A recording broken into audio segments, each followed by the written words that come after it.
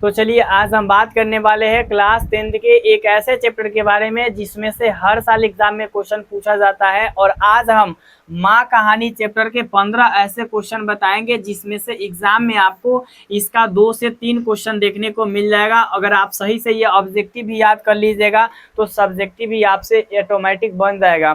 तो सबसे पहले यहाँ पे पहला जो क्वेश्चन है पूछा जा रहा है कि माँ कहानी के लेखक कौन है ना। माँ कहानी के लेखक कौन है? तो यहाँ पे ईश्वर पेटलिकर जो थे वो माँ कहानी के लेखक है। ठीक है, ईश्वर पेटलिकर हमेशा याद रखिएगा।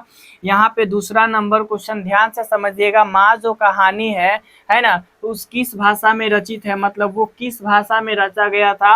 ये गुजराती, मराठी, तमिल या फिर कन्नड़। तो अगर हम बात करें माँ कहानी के बारे में तो माँ जो है वो गुजराती भाषा में लिखा गया है, ये हमेशा याद रखना है ना। 2 का यहाँ पे परफेक्ट आंसर ऑप्शन यहाँ पर ए हो जाएगा। यहाँ पे नेक्स्ट क्वेश्चन है मंगू की माँ की कितनी संतानें थी। एग्जाम में हर बार ये क्वेश्चन पूछा जाता है, इसीलिए इस क्वेश्चन को आप लोग मिस नहीं कीजिएगा।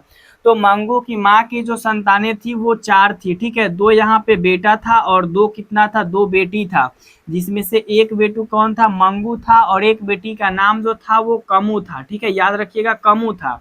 इसके बाद यहाँ पे नेक्स्ट क्वेश्चन देखिए, पूछा जा रहा है कि मंगू जो थी वो जन्म से कैसी थी। तो मंगू जो थी वो जन्म से यहाँ पे अगर हम बात करें तो वो पागल और गूंगी थी। हमेशा याद रखना, एग्जाम में ये जो क्वेश्चन है वो बार बार रिपीट होता है, तो इस क्वेश्चन को आप लोग मिस नहीं कीजिएगा, बहुत ही इंपॉर्टेंट क्वेश्चन है। नेक्स्ट क्वेश्चन है कि मंगू के अलावा उसकी माँ की कितनी संतानें थी। अब बताइए, मंगू के अलावा उनकी माँ की कितनी संतानें थी। ये भी बहुत लॉजिकल क्वेश्चन है। सबसे पहले मैंने अभी आपको क्या बताया कि माँ के जो थी ना 4 गो संतान था, एक मंगू एक कमू, मतलब 2 बेटी और 2 बेटा। और यहाँ पे मंगू के अलावा उनकी माँ के जो संतानें थी वो 3 थी। हमेशा याद रखिएगा, एग्जाम में ये भी पूछता है, इसीलिए इसे मैं आप लोगों के बीच लाने का प्रयास किया हूँ। ये नेक्स्ट क्वेश्चन है कि मंगू की बड़ी बहन का नाम क्या था।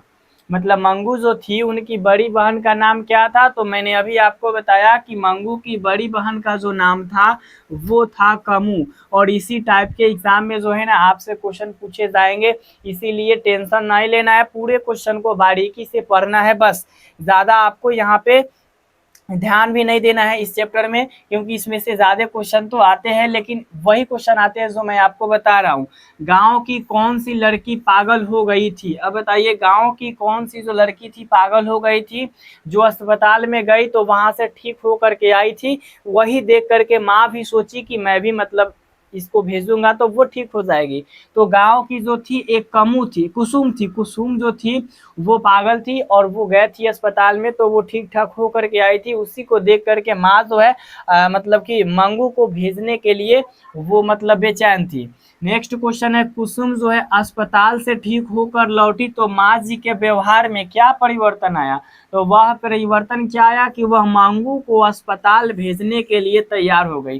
पहले जो थे माँ जो थी ना वो मंगू को नहीं भेजना चाहती थी अस्पताल में, लेकिन वहां पे जब कुसुम जब ठीक हो करके आई तो यहाँ पे वो माँ जो है ना मंगू को वहां भेजने के लिए राजी हो गई।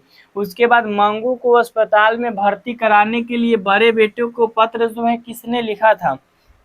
ये भी बहुत लॉजिकल क्वेश्चन है और ये एग्जाम में बार बार मतलब पूछता है। तो माँ जो है बड़े लड़के को क्या भेजा था, माँ जो है बड़े लड़के को अपने बड़े बेटे को पत्र लिख करके मतलब कि भेजा था माँ, यहाँ पे ऑप्शन ए हो जाएगा। इसके बाद यहाँ पे क्वेश्चन है कि माँ जी अस्पताल को किसकी उपमा देती थी। मतलब माँ जी जो है अस्पताल को क्या मानने लगे। पे माँ जी जो थी वो अस्पताल को गौशाला की उपाधि देती थी, वो गौशाला मानती थी। ठीक है, इस तरीके से याद रखिएगा। यहाँ पे 12 नंबर क्वेश्चन है, काला पानी किसकी प्रसिद्ध रचना है। यानी कि काला पानी जो है एक उपन्यास है, तो किनका उपन्यास है ये भी जानना बहुत ज्यादा जरूरी है। तो 12 का जो परफेक्ट आंसर हो जाएगा वो हो जाएगा ईश्वर पेटलीकर, है ना। काला जो पानी है वो क्या है, तो काला पानी जो ईश्वर पेटलीकर की प्रसिद्ध रचना है।